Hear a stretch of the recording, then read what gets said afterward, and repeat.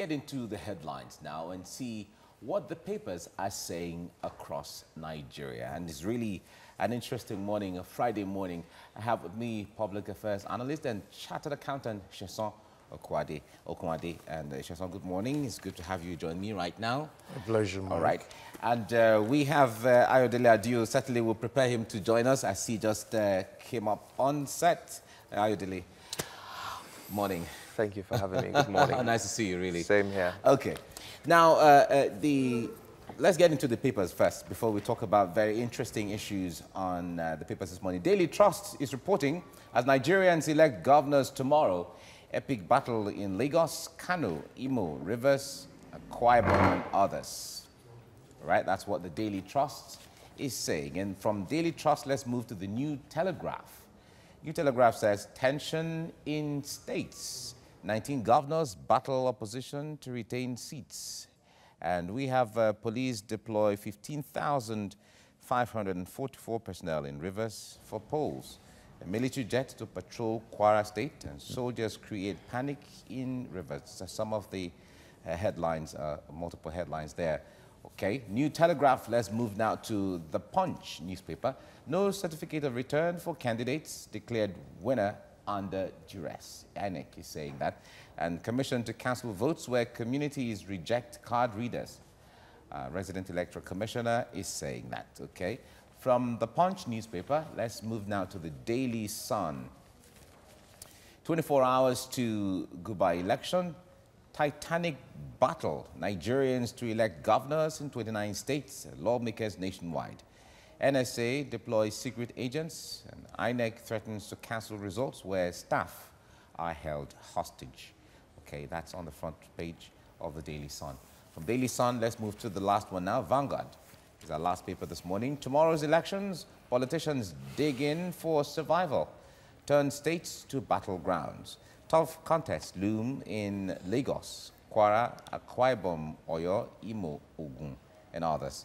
No governorship elections in 7 states. That's in Ondo, Ekiti, Osun, Bayelsa, Edo, Anambra, and Kogi states. Okay. Those are some of the headlines this morning. Let's get into some of the headlines this morning that will be of interest. Daily Trust. There's a story on Daily Trust I'd like us to see first on page 11, which says that Nigeria loses 1.42 trillion naira to violence against children yearly. The UN is revealing that. I wonder how bad the situation is, violence against children. Sheson. The challenge with some of these things we have these days is the value system of our people. It's quite disheartening to hear such kind of a report of having violence on the children. We are meant to protect these kids, knowing fully well that they don't really have full understanding. And considering the series of insecurity in the country, you discover that these young children does not even have deep understanding of things to do. And people will always say when there are issues here and there are catastrophes here and there, you first take care of yourself before you even remember the children. Do you think that parenting is closing the gap, or parenting is failing, that is leading to exposing children to all sorts of violence? With the situation of things, the level of parenting is failing day by day. We keep creating this gap because of the economic pressure on parents.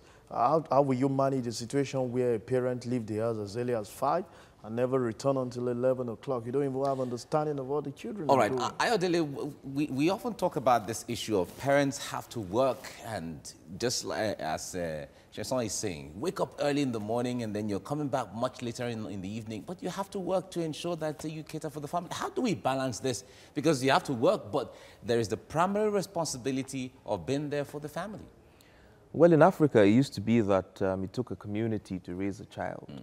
Unfortunately, our communities are fractured now, and like he rightfully alluded. Or maybe we're becoming too metropolitan now. Not necessarily, but the reality is that poverty, economic challenges have broken down our communities and have made people extremely vulnerable You now have situations where children now, I mean, labor laws are being broken because you have children trying to hawk things on the road.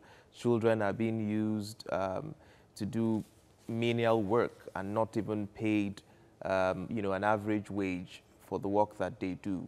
So, I mean, it has to be looked at broadly and holistically and strengthening our laws to ensure that these children are protected, because it's clear that the Nigerian child is actually not protected. Otherwise, you wouldn't have 13 million children out of school.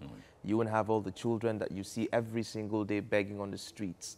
It used to be that it was predominant in the north, but if you drive around Victoria Island these days in Lagos and up towards Lekki, you see all of these children on the road begging. It used to be an offense. I remember about a few decades ago, it used to be an offense for your child to be missing and is found roaming anywhere.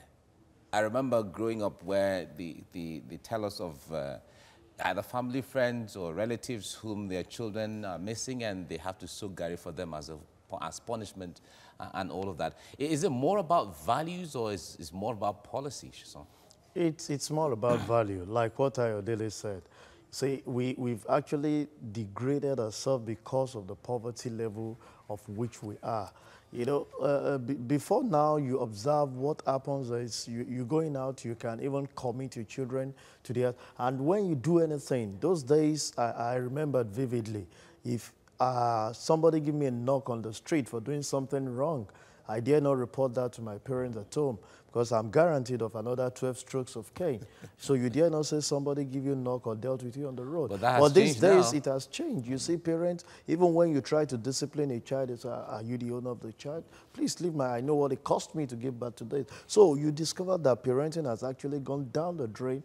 We are not doing what we are supposed to do. And it's basically about a value. We've lost the value as regard to parenting, and what we are after is just the economic reason. I want to make money. I want to give them comfortability, make them, you know. But those are not the things we used to experience those days. But Ayodele, if you look at it critically, even for those who have the money, sometimes the children are not necessarily endowed with the kind of values from their parents, because the excuse of parents are trying to work hard to get money to take care of the family. But for those who even have the money, the children don't necessarily have the values in that regard. Well, interestingly, it's the society teaches you what you become. And children will naturally pick the values that the society continuously emulates. And what you have is a broken value system in Nigeria. So the lessons that our children are learning are lessons that should be flushed down the toilet.